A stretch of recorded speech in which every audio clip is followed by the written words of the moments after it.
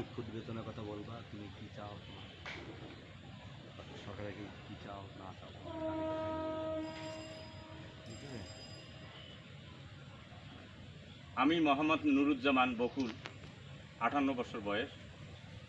আমি একজন দিনমজুর ব্যক্তি। আমার কোনো উঁচু জায়গা না থাকায় আমি মায়ের ওয়ারিশ সূত্রে প্রাপ্ত একখণ্ড নিচু জমিতে, দোলা জমি, সেইটা অনেক কষ্টে ভরাট করিয়া আমি 25 বছর আগে বাড়িঘর করিয়া সেই অবধি আমার 3টে মেয়ে এবং এক প্রতিবন্ধী স্ত্রীকে নিয়ে আমি অনেক কষ্টে জীবনযাপন করিয়াছি এবং মেয়েদেরকে ডিগ্রি পর্যন্ত লেখাপড়া করাই। তারপরে 3টে মেয়েকেই আমি অতি কষ্টে বিবাহ দেই।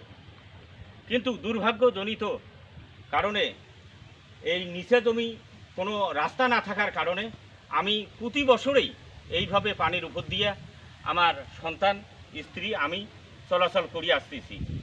কিন্তু এই ভরা মৌসুমে এবং প্রচণ্ড আকাশের ঝড়ে আমার একমাত্র থাকার যে শয়নঘরটি সেইটা সম্পূর্ণরূপে বিধ্বস্ত হয় এবং বৃষ্টির পানি সমস্ত ঘরে পড়িয়া মনে হয় যে রোয়া ক্ষেত গাড়া যায় আমার ঘরের মেঝোতে।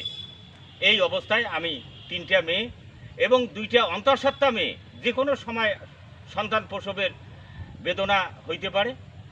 এই মুহূর্তে আমি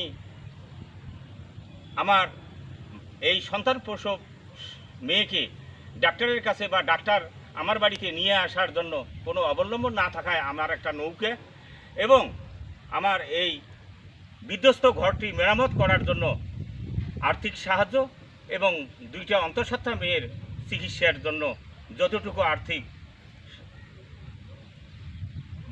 আমাকে সাহায্য করার জন্য মাননীয় দেশরত্ন প্রধানমন্ত্রী সহ বিত্তবান এবং দানশীল ব্যক্তিদের কাছে আমার আহ্বান।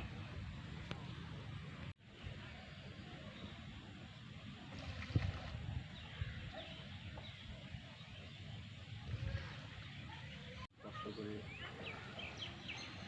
রাস্তা থেকে এই খেলাটা হচ্ছে।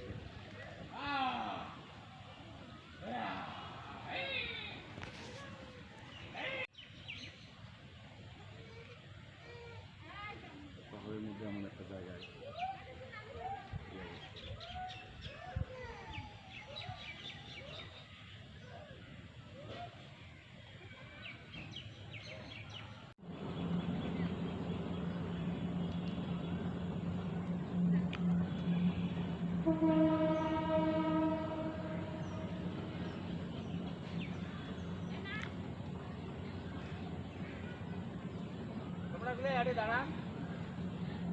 তোমরা সবাই আড়ে দাঁড়া।